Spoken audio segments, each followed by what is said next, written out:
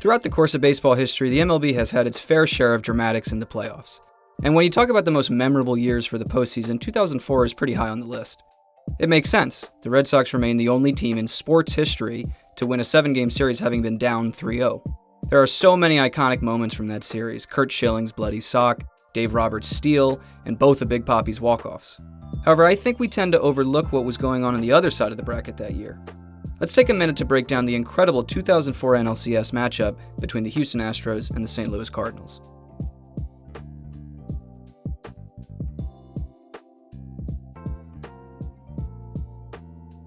The Cardinals' trip to the NLCS was no Cinderella run. After absolutely dominating the NL Central, they finished the season with 105 wins and 57 losses. This was a scary team in St. Louis. They had Jim Edmonds in a year he hit 42 home runs, Scott Rowland, who put up a 9.2 WAR season, and a prime Albert Pujols. They were easily first in the NL Central and made quick work of the Dodgers in the division series to advance to the NLCS.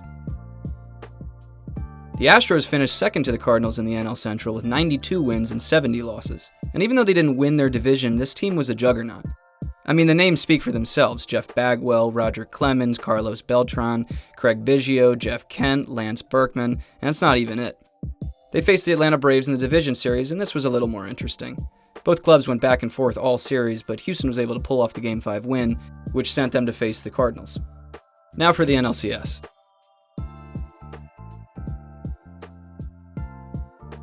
With the Cardinals being the higher seed, the first two games would be held in St. Louis. Game 1 saw Brandon Backey face off against Woody Williams. If anyone thought this series was going to be a tense pitching duel, they were mistaken.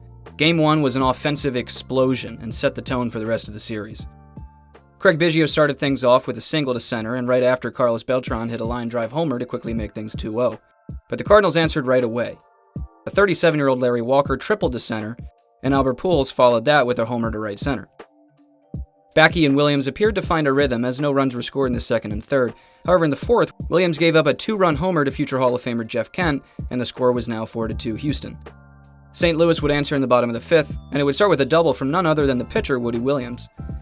After Larry Walker's double to score Williams, Albert Pujols drew a walk, and that marked the end of the day for Brandon Backey. Chad Qualls came in and immediately gave up another run after the Scott Rowland single. The Astros would not respond in the top of the sixth, and when it came time for the Cards to bat again, things got out of control. After back-to-back singles by Edgar Renteria and Reggie Sanders, Mike Matheny put down a sacrifice bunt to advance the runners. Roger Cedeno came in to pinch hit for Woody Williams and grounded out to the first baseman, but scored Renteria. Tony Womack singled up the middle to score Sanders and stole second right after. Larry Walker, already 2 for 3, singled to the shortstop, and Womack scored after the wild throw. Pujols then came up and walked again, which again marked the end of the day for Qualls. Chad Harville came in and loaded the bases after the Scott Rowland walk. Jim Edmonds stood in with the bases juiced and gave the Cardinals plenty of breathing room. Cardinals trying to break this one wide open.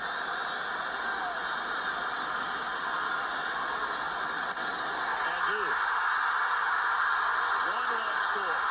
Here comes Pujols. They're waving around Rowland. Throw to the plate. Safe. 3-run double by Edmonds. Game 1 was pretty much done after this. The Astros scratched across another 3 runs coming from homers by Lance Berkman and Mike Lamb, but it wouldn't be enough. Game 1 belonged to St. Louis, with the final score being 10-7. Game 2 saw Pete Monroe face off against Matt Morris. Just like in Game 1, the scoring started right away. The game kicked off with another first-inning homer by Carlos Beltran to quickly make things 1-0. And again like Game 1, nobody scored until the fourth when the Astros' third baseman Morgan Ensberg hit another home run off Morris. They kept adding on in the fifth when Craig Biggio singled to start the inning, and then Lance Berkman hit him in with a liner to right. In the bottom half of the fifth, the St. Louis bats finally woke up. After Tony Womack wound up on second, Larry Walker, who already had 3 hits in the series, homered to make things 4-2. Albert Pujols followed that up with a single to center, and that's when Chad Harville came in for Monroe. Harville's first batter was Scott Rowland, and right away he put St. Louis ahead with another 2-run homer. The Astros answered in the seventh after Morgan Ensberg singled to score Lance Berkman. And then with the game tied 4-4 entering the bottom of the eighth, Albert Pujols stepped in looking to do some damage.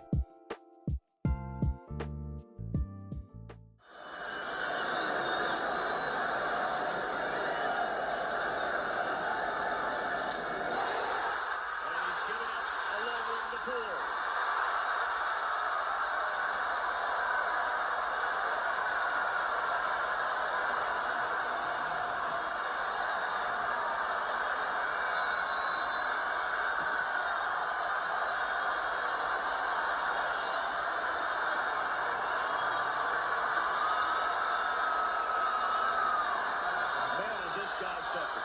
He is something.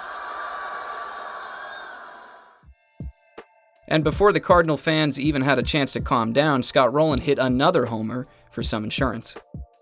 Jason Isringhausen took the mound in the ninth, closed it out, and the series moved to Houston with the Cardinals up 2-0. Things got started in Houston with Jeff Suppan taking the mound for the Cardinals, and the 2004 Cy Young winner pitching for the Astros, an aging but still dominant Roger Clemens. The first inning home run trend continued as Larry Walker put the Cards on the board right away with a solo shot. However, the Astros answered immediately. With Carlos Beltran on second, Lance Berkman singled up the middle, and right after that, Jeff Kent hit a 2-run homer. In just 6 outs, 4 runs had already scored, and the Astros led 3-1. In the top of the second, Jim Edmonds homered to right center, and shortly after, Mike Matheny singled to left. But after this, Roger Clemens stopped messing around. He pitched an additional 5 innings and gave up no runs and only 1 hit. He also struck out 7 in that span. As good as Clemens was, Jeff Suppan kept up with him pretty well. He pitched into the 6th and gave up no runs as well. This felt like the first time in the series that both offensive powerhouses were finally stopped. Brad Lidge took over for Clemens in the 8th and 9th, and after Carlos Beltran and Lance Berkman both homered to provide some breathing room, Lidge finished the job, and the Astros had their first win of the series. Pitching for St. Louis in Game 4 was Jason Marquis, while Houston sent 20-game winner Roy Oswalt to the mound. The game started with yet another first-inning homer, this time coming from Albert Pujols, with Larry Walker on first. They added another run after the RBI single by John Mabry, and the series had another loud start. In the bottom half of the first, Carlos Beltran scored following the Jeff Bagwell double to left center to make it 3-1.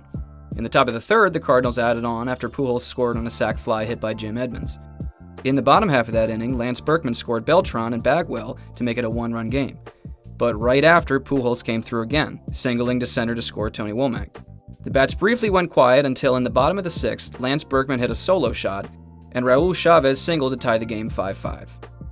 And then in the bottom of the 7th, Carlos Beltran, who had been on fire already, came to bat facing Julian Tavares.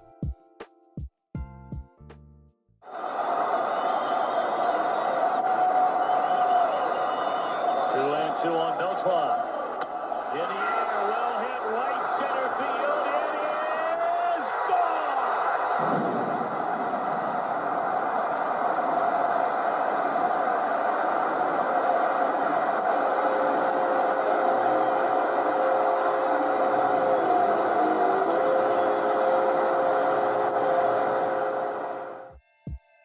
The game remained 6-5 to end it, and the series was now tied 2-2.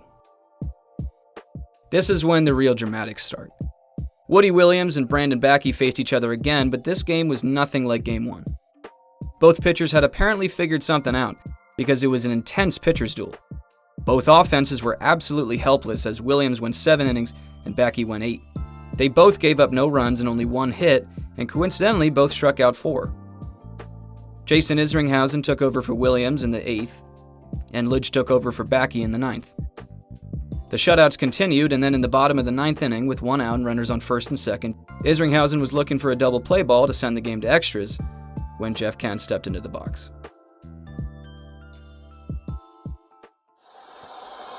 I think that's a safe thing to do with Kent at the plate. He rarely hits the ball to the right side. Kent waits. In the air, we go to St. Louis with Houston in front 3-2.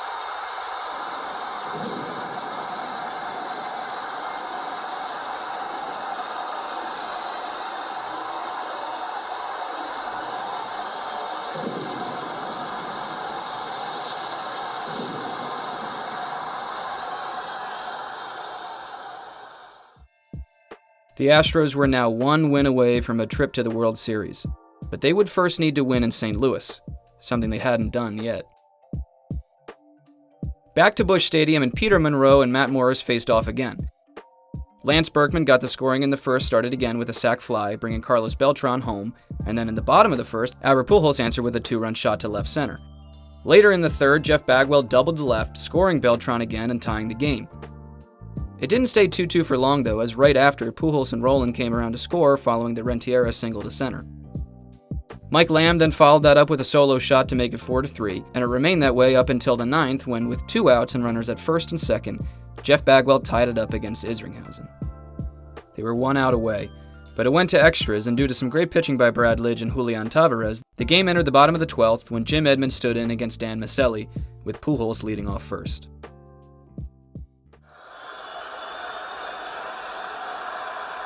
Edmonds hit 42 home runs during the regular season. And we are going to Game 7 in the National League Championship Series.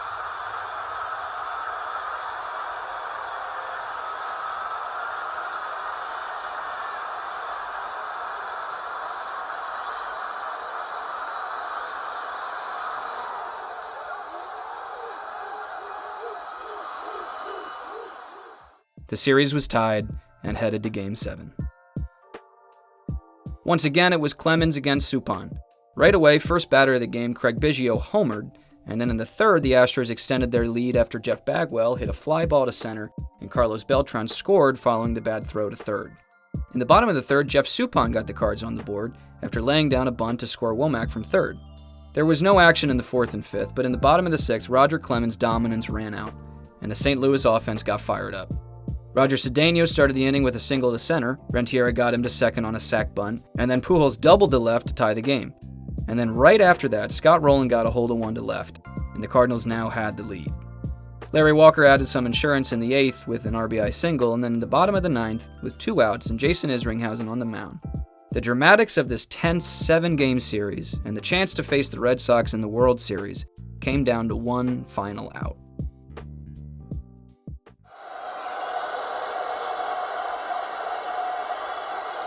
On the ground to second.